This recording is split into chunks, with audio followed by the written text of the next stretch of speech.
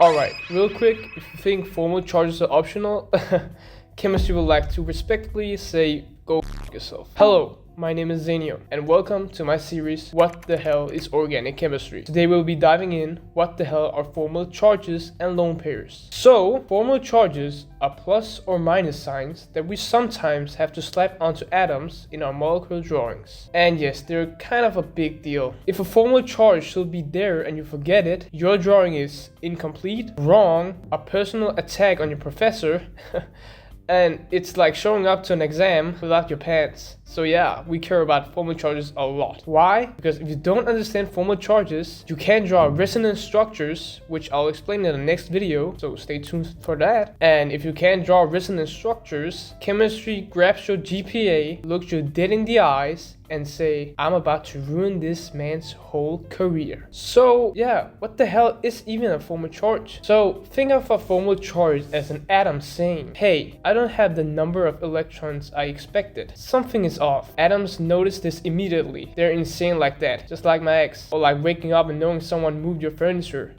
A formal charge appears when an atom has too many or too few electrons compared to what it normally wants. So now you're asking, what does the atom normally want then? Atoms have expectations, high standards, full-on diva behavior. Atoms are not like go with the flow people.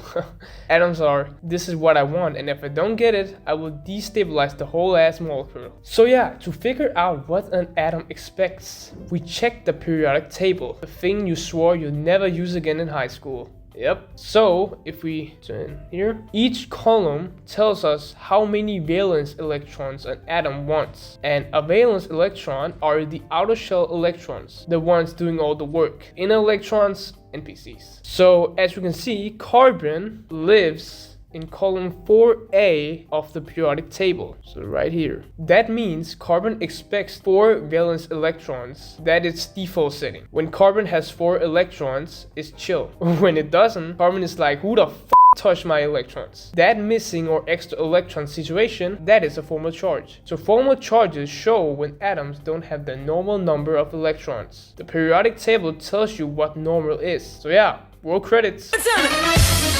So next, we want to know how many electrons the atom actually has in the drawing. So how do we count them? Let's look at an example here. We'll take the central carbon atom in the molecule below. So remember that every bond represents 2 electrons being shared between atoms. Think of them as couples holding hands. It's almost Valentine's season, so yeah, let's break them up. We will begin by splitting each bond apart, placing 1 electron on this atom and 1 electron on that atom. So it will look like this. So we split it apart. Now we have to count the electrons around the central carbon atom. What I mean is we have to count this of the central carbon atom. So we're gonna count here. 1, 2, 3, 4. There are 4 electrons. That means that carbon atom actually has 4 electrons. Carbon is supposed to have 4 valence electrons. Since it actually has 4, the numbers match. Because the numbers are the same, the carbon atom has no formal charge. Most atom you will draw will be like this. Sometimes though, the number of electrons an atom should have is different from the number it actually has. When that happens, the atom has a formal charge. Now let's look at an example of an atom that does have a formal charge. Like this one. This time, the oxygen atom in the structure below. So first we ask, how many valence electrons should oxygen have? And if we see on the periodic table, let me go back here, that oxygen is in column 6A of the periodic table. So it's supposed to have 6 valence electrons. So let me draw it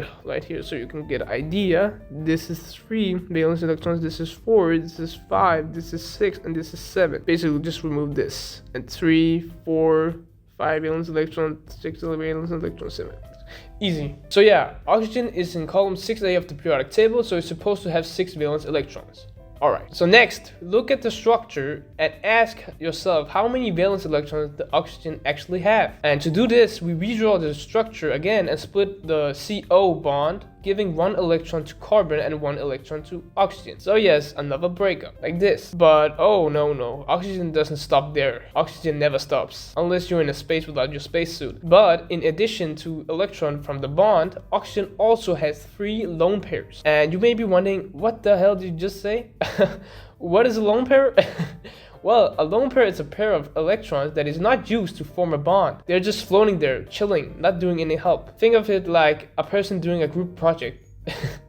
And because they're not bonding, these electrons belong entirely to the atom. In this case, the oxygen atom. So each lone pair counts as 2 electrons. So 3 lone pairs give 6 electrons. Adding the 1 electron from the bond, the oxygen atom actually has 7 valence electrons. And since oxygen is supposed to have only 6 valence electrons, but actually has 7, it has 1 extra electron. So, like, we count the same as carbon, like we did. So 1, 2, 3, 4, 5, 6, 7. It has 7 valence electrons, which means it's 1 extra electron. And because of this extra electron, the oxygen atom has a negative formal charge. It will look like this. So yeah, a little practice exercise. Consider the nitrogen atom in the structure below and determine if it has a formal charge. Okay, we're gonna do the same principle as we did. First, we're gonna recall how many valence electron nitrogen is supposed to have. As we remember, that slide all the way here. So nitrogen is in column 5A, right there, 5A. So it should have 5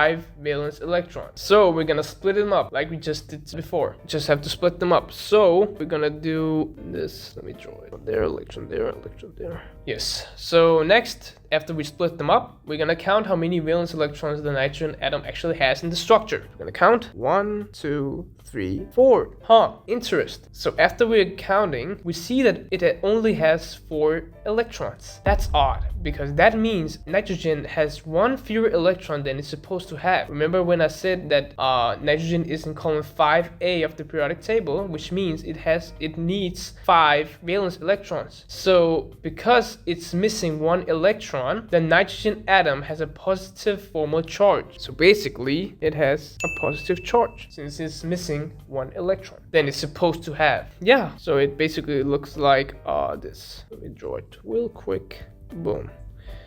And each bond represents like 2 bonded electrons like this. So yeah, we're gonna do some practice exercises. For each of the structures below, determine if the oxygen or the nitrogen atom has a formal charge. If there's a charge, draw the charge. Alright, we're gonna start with this one first. We know that oxygen is in column 6A of the periodic table, so an oxygen atom is supposed to have 6 valence electrons. Okay, so now let's consider the oxygen atom in this case, and let's count how many valence electrons it actually has around it. Okay, so let me count. 1, 2, 3, 4, 5, 6.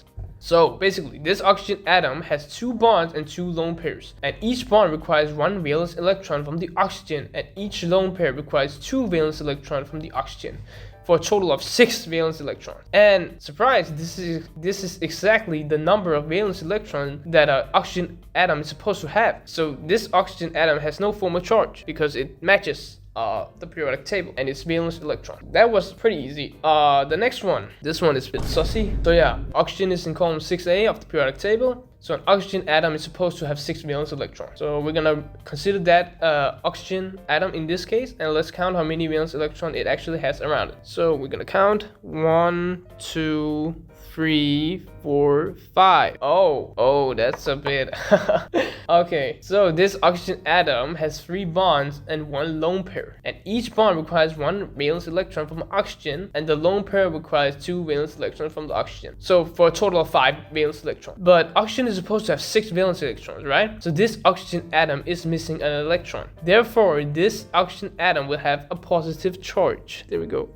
It's gonna be like this. This one. So yeah, same principle. We know that nitrogen is in column 5A, okay? And it's supposed to have 5 valence electrons. We're gonna count them. 1, 2, 3, 4, 5, 6. Whoops, there's 6 instead of 5. It's gonna be a negative formal charge. Boom. Hopefully it makes sense. Just gonna be like this. We're gonna do this one. Nitrogen is in 5A, column 5A of the periodic table, and it has 1, 2, 3, 4, 5. This has no formal charge, which is okay. This one, oxygen is in 6A of the periodic table, and it's supposed to have 6 valence electrons. So 1, 2, 3, 4, 5, 6, 7. Whoa, there's too many of those. We're gonna change it to negative formal charge since it has an extra electron than it's supposed to have. Great. And this one, we know nitrogen is in column 5A of the periodic table, and it has to have 5 valence electrons. Okay, so we're gonna count 1, 2, 3, 4, 5, 6. There's one extra, which means that it has a negative formal charge. Easy. So yeah, that's that exercise. So yeah. This brings us to the most important atom of all in organic chemistry, carbon. And we already know that carbon usually forms 4 bonds. And because of this, we often ignore hydrogen atoms when drawing bond line drawings. And I made a video about bond line drawings that I suggest you should watch if you haven't watched that yet, or have no idea what a bond line drawing is, so it's up there in the corner somewhere.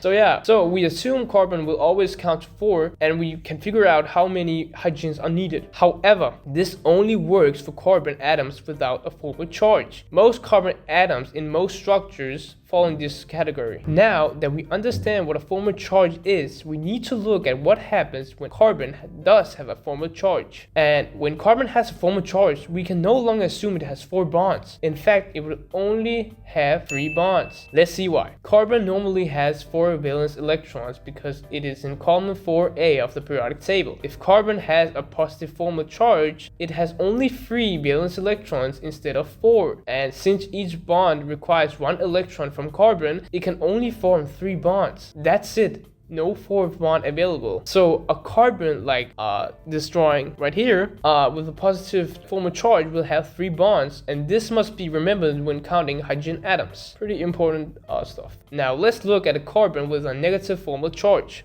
Like this one. So carbon has a negative formal charge because it has 1 extra electron. This means it has 5 valence electrons. Out of these 5 electrons, 2 electrons form a lone pair. The remaining 3 electrons form bonds. So carbon cannot use all 5 electrons to form bonds. Carbon can never ever have 5 bonds. Why not? Well, because electrons exist in regions of space called orbitals. Okay? Orbitals are like chairs. You cannot seat 5 people in 4 chairs unless someone sits on the floor crying and questioning their major. That's a lone pair.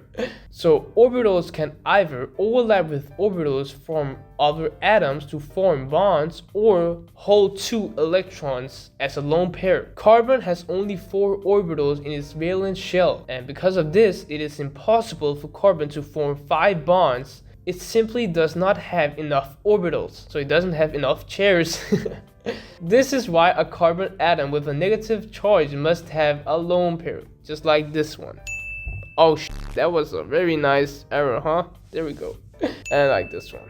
Okay, finding lone pairs that are not drawn. So from the examples we've seen so far, oxygen, nitrogen, and carbon, it should be clear that lone pairs and formal charges are closely connected. So to figure out the formal charge, you need to know how many lone pairs an atom has. And to figure out how many lone pairs an atom has, you often need to know the formal charge. Now consider a structure where a nitrogen atom is shown, but its lone pair are not drawn, just like this one.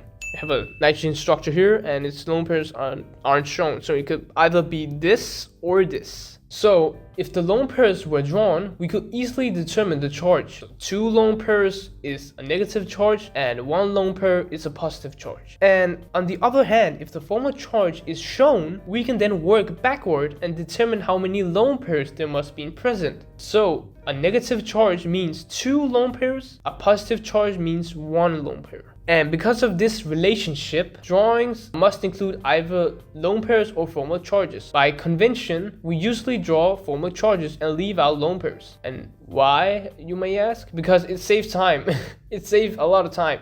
Most drawings have very few formal charges, but every atom could have lone pairs. And when drawing every lone pair will turn your paint into a Jackson Pollock painting, like holy shit, no, it's like so confusing. And since lone pairs are often not drawn, you must learn to figure them out mentally. This is similar to bond line drawings, where hydrogen atoms are usually not drawn, but you're still expected to know where they are. If you know how to count, you can always determine how many lone pairs an atom has, even when they're not shown. So let's look at an example, like this one. So we are looking at an oxygen atom, and we do know oxygen is in column 6A of the periodic table. So it's supposed to have 6 valence electrons. And the oxygen atom has a negative formal charge, meaning it has 1 extra electron. So the oxygen atom actually has 6 plus 1, equals 7 valence electrons. So we count how those electrons are used, and oxygen has 1 bond which uses 1 electron. The remaining 6 electrons must be in lone pairs. So since each lone pair contains 2 electrons,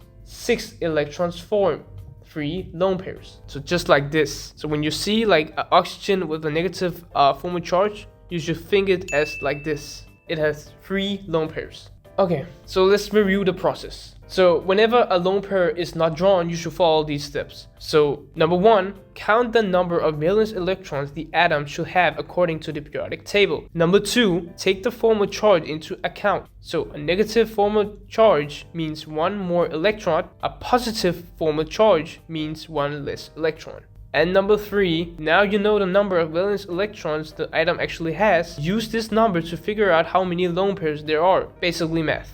So yeah, common oxygen patterns. So it's best to memorize these or just know the pattern. And with practice, you won't even need to count every time. These cases come up often. So when oxygen has no formal charge, it will have 2 bonds and 2 lone pairs. So when you see this, it's the same as this, and this is the same as this, and this is the same as this.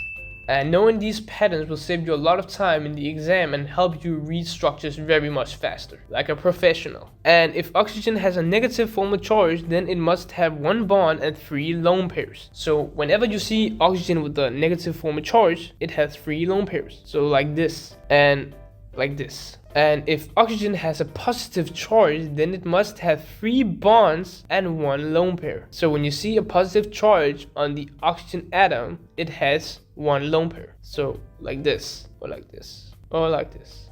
Alright, let's do another task. Draw all the lone pairs in the following structures. I'm gonna start with this one. Gotta have it ready. So the oxygen atom has positive formal charge and 3 bonds. See that? So we know that from the previous slide, it has 1 lone pair when it's positive. So basically it will look like this. That's it. This, on the other hand, when it has a double bond and just oxygen here, it has 2 lone pairs. Just like this one, like this one right here. So whenever you see this, you automatically assume there is 2 lone pairs. So this one, and each of the oxygen atoms shown below right here has 2 bonds and no formal charge. So therefore these oxygen or each of these oxygen atoms has 2 lone pairs. So it has got like this right here and this.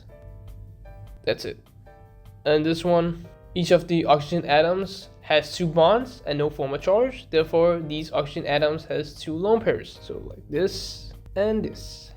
And then a positive formal charge, which means it has, therefore it has 1 lone pair. So it's gonna be like this. And when oxygen has a negative formal charge, then it has 1 extra lone pair. So this one is just this, and this one has 2, but 1 extra. There we go.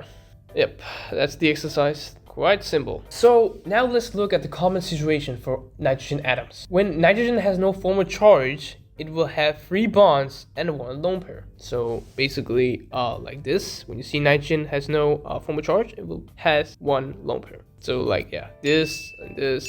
Hopefully it makes sense, like this drawing for you. Yeah. And when nitrogen has a negative formal charge, it must have 2 bonds and 2 lone pairs. So basically when you see nitrogen with a negative formal charge or minus sign, it has 2 lone pairs. That's, yeah, so like this and like this and like this. And if nitrogen has a positive charge, then it must have 4 bonds and no lone pairs. So it's just like no lone pairs, it's just positive formal charge. That's it. Alright, we're gonna do some more practice problems. Okay, so what are we gonna do? For each of the following structure, draw all the lone pairs. Alright, okay, the nitrogen atom shown below has 3 bonds and no formal charge, which means that the nitrogen atom has 1 lone pair. So basically like this. Let's do this one. And the nitrogen atom has 4 bonds and 1 positive charge. Therefore, this nitrogen atom has no lone pair. So whenever you see a nitrogen atom with a plus charge, it doesn't have any lone pairs. This nitrogen atom has 3 bonds and no formal charge. Therefore, this means that the nitrogen atom has 1 lone pair. So right here, this one,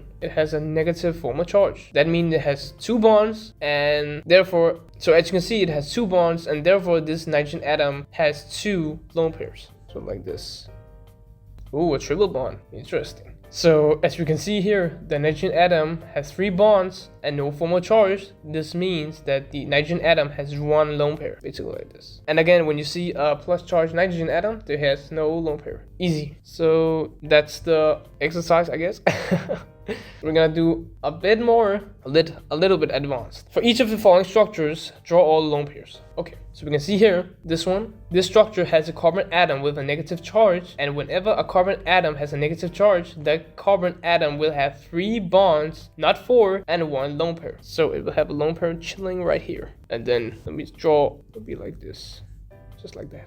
Okay, this structure has a carbon atom with a positive charge, and whenever a carbon atom has a positive charge, the carbon atom will have 3 bonds and no lone pairs. So this structure has no lone pairs, so it's gonna be like that. This structure has a carbon atom with a negative charge, and whenever a carbon atom has a negative charge, the carbon atom will have 3 bonds and 1 lone pair. So it's gonna chill right here. So yeah, this structure, the nitrogen atom has 3 bonds and no formal charge. Okay, so this nitrogen atom has 1 lone pair, and the rightmost oxygen atom has 1 bond and a negative charge, so it must have 3 lone pairs. The other oxygen atom has 2 bonds and no formal charge, so it has 2 lone pairs. So this one has 2 lone pairs, this one has 1 lone pair, and it has an extra charge right here. Where's my laser pointer? Right here, extra charge. Oh my god, my arrows. Extra charge. And then it's gonna be 3 lone pairs. Simple. This one. So the oxygen atom has 2 bonds, no formal charge, so it has 2 lone pairs. Also, the rightmost carbon atom bears a negative charge. See that? And this carbon atom must have 3 bonds and 1 lone pair. So basically, it will look like this. It has 2 lone pairs, and this has 1 lone pair. Sorry. Like this. Oh, this one. Snazzy one. So each nitrogen atom has 3 bonds and no formal charge, so each nitrogen atom has 1 lone pair. So this has a lone pair and this has a lone pair. So yeah, hopefully it makes sense for you watching. Hopefully it does. So yeah, this one it's showing that the nitrogen atom had 3 bonds and no formal charge, so this nitrogen atom has 1 lone pair. And each oxygen atom has 2 bonds and no charge, so each oxygen atom has 2 lone pairs. So like this. Just have to remember the patterns like I told before in the previous slide. So yeah, the last one, the structure is 2 nitrogen. Each nitrogen atoms has 3 bonds and no formal charge, so each nitrogen atom has 1 lone pair. And yeah, that's pretty much it. So yeah, I hope this video helped you. If it did, make sure to leave a like, it will help a lot, and comment what else I should cover, or just say hi in the comments. And stay tuned for the next video. Until next time, eat well and stay hydrated.